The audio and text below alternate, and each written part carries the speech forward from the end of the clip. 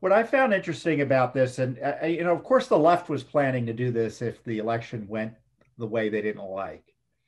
So we're taking advantage of, we're analyzing a constitutional process here that's available to every candidate, certainly presidential candidate, is how unclear the law is, as you point out, and how unprecedented the situation is in the sense there's not much guidance of what happens once these challenges occur. So the House and the Senate are meeting jointly on this January 6th with Vice President Pence presiding.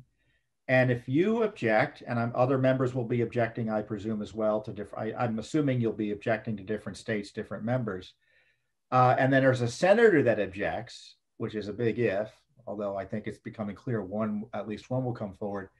Then then the two bodies, the House and the Senate, retire to their respective chambers and debate the specific objection for, I guess, a limit of 2 hours. Now the thinking is, and this is where I want to, because you raised this issue separately. I heard you say the thinking is that would be a majority vote in the House, and you raised a question about whether that's legit or not. Especially in my view, looking at your thinking there, the 12th Amendment suggests that that process be a state delegation by state delegation vote, not a member by member vote, which means that Pelosi doesn't have the advantage that people say she has. Am I thinking right there? Yes, that is an open question. In the Senate, it's quite clear when we're accepting or rejecting Electoral College vote submissions, the standard is a majority of the 100. And if there's a 50-50 tie, then it would be Mike Pence that breaks the tie in the Senate. In the House, there is no clear standard other than a majority. And the question then becomes a majority of what? The 435 congressmen? Or is it a majority of the states, which the 12th Amendment specifically applies to the election of the president? And to me, this is a part of the election of the president. So that standard also ought to apply in the House. But for that standard to apply, we'd have to have a knockdown, drag out fight within the Republican members of the House of Representatives to ensure that we have in the record what the states' votes are. Now, in the House, the breakdown right now is subject to the Democrats stealing any congressional seats that are being contested. The breakdown is 27 House seats are majority, 27 state delegations are majority Republican, 20 states are majority Democrat, and then 3 states are 50-50.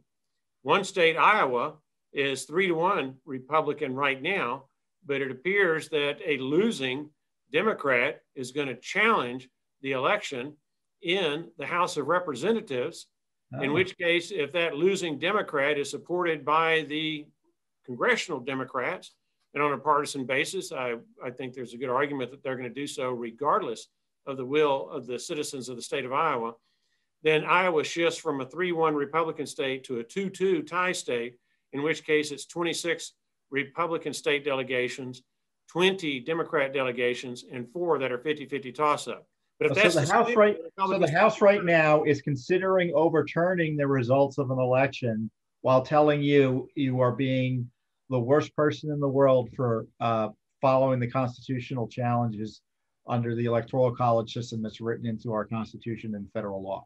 So are you suggesting they're being somewhat hypocritical and inconsistent? Yeah, well, I'm sure. Golly gee whiz.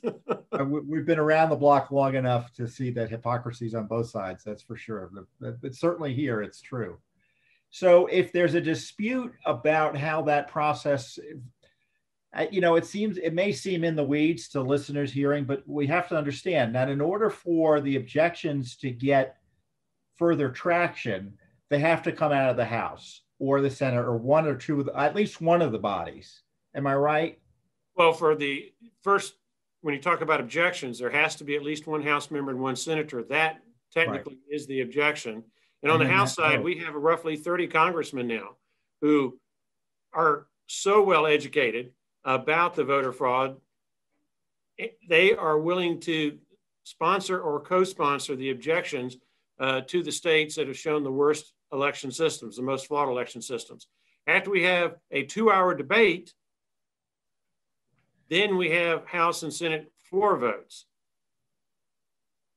And if those floor votes will determine whether we accept or reject any particular state submittal. But the Senate is a real problem. Yeah. They're shaking in their boots in their foxholes, waiting for the fight to end, and then they hope to jump up, I guess, and jump on the winning bandwagon, whatever it may be. But we really need them to fight for America at this juncture, and more importantly, to fight for our republic and the underpinning of our republic, which is an honest and accurate election system, which we quite clearly don't have. So the senators are going to have a choice. I personally think they're going to duck and cover. That seems to be their modus operandi right now. But they're going to have a choice. They can either vote or otherwise acquiesce to voter fraud and election theft, or they can stand up and fight to protect the underpinnings of our republic, any republic.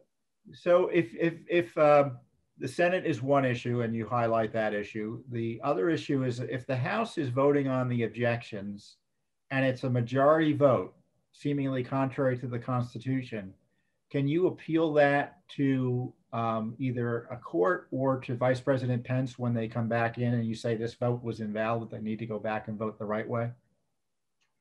We can do both, but these are relatively uncharted waters, and the statutes and the Constitution are unclear as to where you go when you don't know which majority won in the House, the majority of the state delegations or the majority of the 435. And I'm sure the Democrats, they'll argue it's the 435 and they'll do so vociferously. I don't know where the GOP will be, but if they're smart, if they want to help prevent this kind of election fraud in the future, I submit that they would be wise to make sure that in the congressional record, there is a listing of every single state that voted to reject electoral college votes from those suspect states. That creates a record that can be adjudicated either by Mike Pence or the Supreme Court, depending on who would be the ultimate decision maker. Thanks for tuning in. Be sure to subscribe to our YouTube channel to catch all the latest news from Judicial Watch.